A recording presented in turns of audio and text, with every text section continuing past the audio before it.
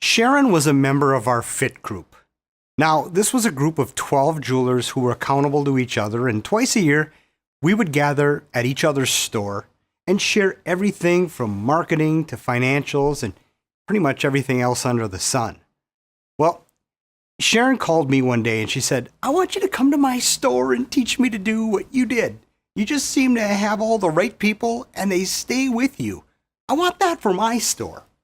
So I went. And this is what I taught her in a nutshell. First, we had to start with Sharon on the inside.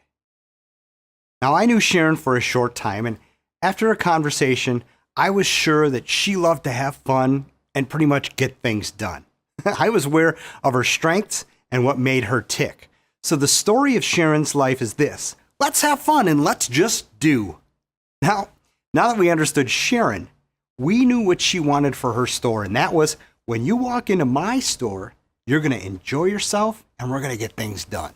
That was Sharon. Next, we had conversations with everyone on the staff. We learned tons about each other. Sherry was a get-along detailed person. Mark is the goldsmith, and he's a highly detailed achiever.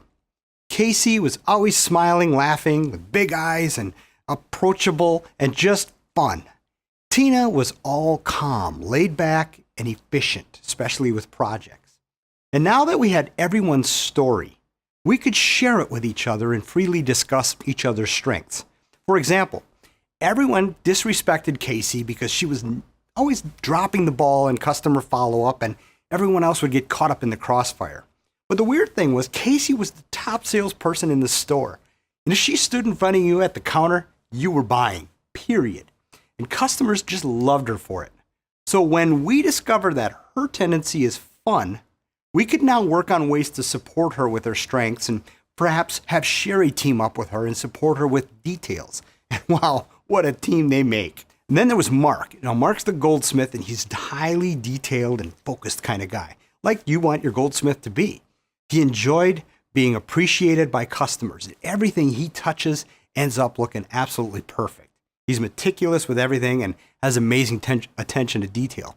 So when one of the gals came in to have a jump ring soldered for Mrs. Best Customer's charm bracelet, he would insist on the standard take-in process and promise date because he didn't want to stop the project or take the focus off what he was currently working on. We had a store meeting and we talked about each other's strengths and weaknesses, and the team began to learn how to talk to each other. For example, Casey, who was all fun, was not built for detail. Her world revolves around fun, so much so that if it's not fun, she didn't want to do it. She shut down. And that's what's great about Casey. She has this knack for lifting the spirits in the store, especially when it's slow.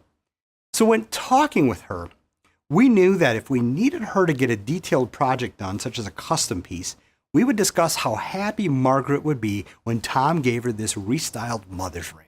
And when talking with Mark about needing to drop what he was doing and take care of a great customer, we'd use words like, "Mark, Mrs. Jacobson is here, and, she won't let anyone but you touch her jewelry.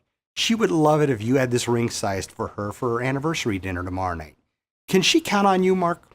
So now, with this talk, Sharon had a team that was aware of each other's strengths and weaknesses, and they could build a phenomenal store atmosphere and respect and help each other out. Now, sales goals and pay plans, they're all melded together, and she can truly enjoy her business. Also, because everyone knows each other's strengths, Sharon no longer needs to light a fire under her staff. The fire is lit within them. In the long run, people began to clamor at her door to work for her, and she has enjoyed such reduced turnover, except for the occasional retirement. And now Sharon can work on her business instead of trying to babysit her staff to do what she was so hard trying to do, and that's grow her store. Once you determine what makes you tick, you can set the stage you desire for your store. Now, this will also tell you where you need to hire. For example, Sharon, the owner, enjoyed people and achieving sales, and she was terrible at financials. So she hired a great bookkeeper who was also great at all the details, like inventory check-in and all those other nitty-gritty details that nobody else wanted to do. So it also helps your staff get into the right position. For example, Sherry was a person who enjoyed getting along with people and paying attention to details. And she wasn't outgoing with customers as, say, Sharon or Casey, but she was awesome at the details.